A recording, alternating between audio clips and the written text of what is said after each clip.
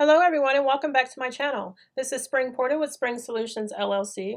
In this video, I'm going to be providing you with answers to your top 8 questions. These are questions that pop up all the time. I wanted to just put them on a centralized video. I have answered them sprinkled here from time to time, but I thought that this video would be helpful. If you're interested, please stay tuned.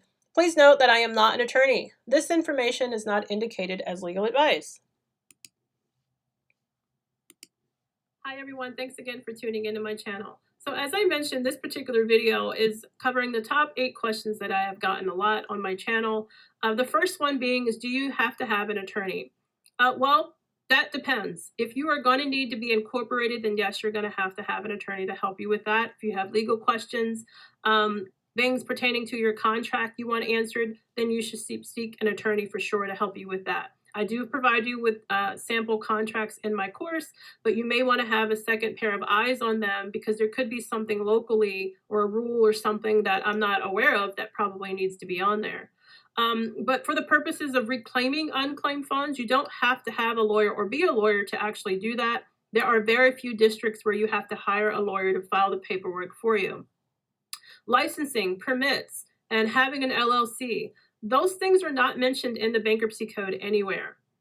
So you can, again, do this as an individual and maybe add an LLC later. LLCs are there to give you a certain layer of protection. When you're filing certain things with the public, your information could be out there, your address, your email address, telephone number. Do you want to have that exposed for everyone to see? Or do you want to have an LLC so that your name is not on there and you just see a company name and maybe a PO box and things like that? Also, personal liability, what you're responsible for. Those are things, again, that an attorney should be able to assist you with, and you can understand, the tax reasons and things like that for having an LLC. And then it just adds credibility to you. So you're reaching out to clients. You're not just Amy Smith from down the street. You are, oh, I'm Amy Smith, and this is my company, ABC Money Finders, and I'm here to assist you with what you need. So that sounds better to them as opposed to you just having like an individual. So you may want to add these things later on. You can always get started as an individual first and then add that. That's up to you. I'm not going to tell you what you should or should not do. You should speak to an attorney and you have to do what feels right for you. How much can you charge per deal? Finder fees are not mentioned in the bankruptcy code. I've covered that before on my channel, but it's really up to what you and the client are agreeing to. I say a safe recommendation is 25%.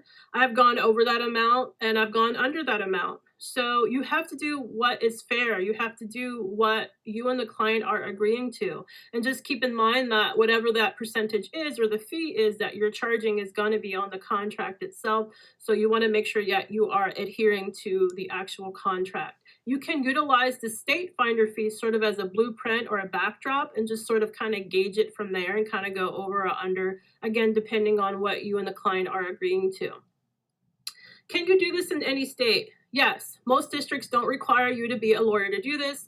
You can even work these in the U.S. territories. I've had students that have done this in Puerto Rico. You can do this in the U.S. Virgin Islands. Wherever there are unclaimed funds in the U.S. territories and the states, you can do this. Even if you do have to be a lawyer, you can always hire one and they can help you with the claim. How long is the unclaimed funds process? Every district has their different payout time. What I am finding from my own experience is that the South and the Midwest tend to be a little bit faster in their turnaround time. On average, maybe 6 weeks, maybe 8 or less. The Northeast is extremely long. Massachusetts, for example, is so difficult. I just mailed off one in Connecticut, so I'm curious to see what their payout time is going to be like. Is it going to be like Massachusetts or not? So we will see.